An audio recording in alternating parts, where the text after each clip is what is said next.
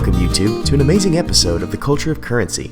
Today we are diving deep into the coin review and ratings of the Silver Samurai of Fiji. Please remember to subscribe so you can be notified each time I review or unbox.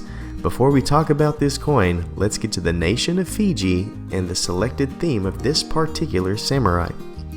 Fiji is a cluster archipelago of over 300 islands almost directly north of New Zealand and west of Australia.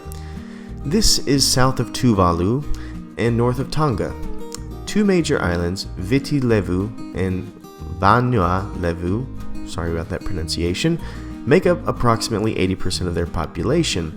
And just like Australia, the majority of the population are located on the coastal parts of the island due to the rough terrain on the interior landmass.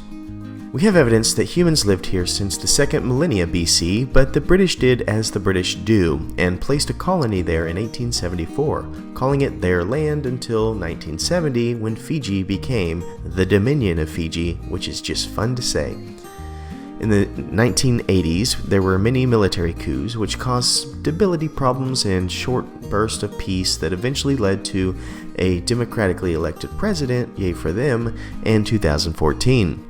This country is one of the most economically well-maintained in the Pacific area, with many different areas of income. Maybe you're familiar with this overpriced water, as an example.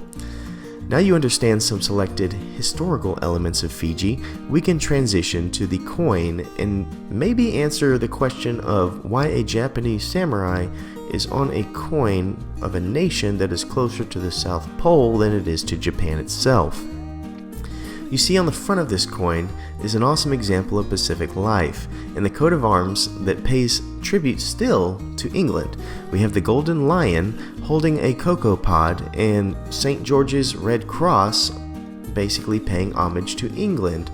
We also have the 4 quadrants. The first holds sugarcane, the second looks to be a coconut or coconut tree, the third is a dove of peace, and the fourth holds bananas.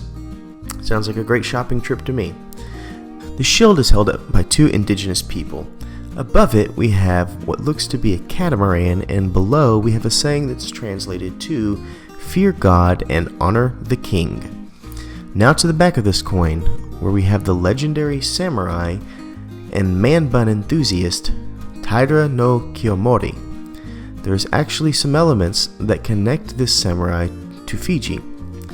Kiyomori probably had no idea about Fiji, nor did he probably care.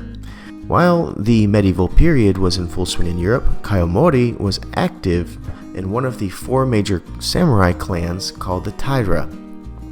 To make a long story short, Kiyomori was eventually leading the Taira clan, and his influence and leadership with the other 4 clans was growing. There were many small coups, just like Fiji had, for self-governing. In all of this, we have the creation of the first samurai-led government body in Japan, as Kiyomori was appointed chief minister of the government. He basically kept the samurai in power and put samurai in different areas of leadership. It was not all good for Kiyomori, though. He had lots of blood on his hands and hard events in the rise to his power, and his monopoly in power made many of his political enemies very angry, and even turned members of his own Taira clan against him. This resulted in the Genpei War in 1180 and the fall of the Taira clan.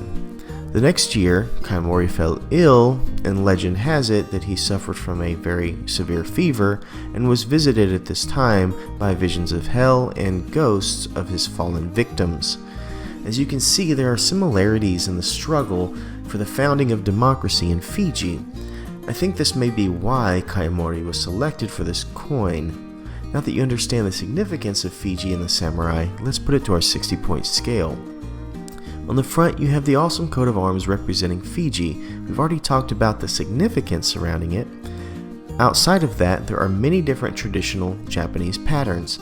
It is beautiful and scores an 8 from me. My only question is, why so much Japanese influence on this coin? When we look back, we see Kiyomori and some bonsai trees in the foreground, and in the background we see the depictions of demons of his past as his fever claims his life. He's reminded here of his life, much like Scrooge in Charles Dickens' novel A Christmas Carol. A dark coin is this. It scores a 9. Mintage is our next category. This coin was minted at the Scottsdale Mint in partnership with Fiji in what's known as the Samurai Archives.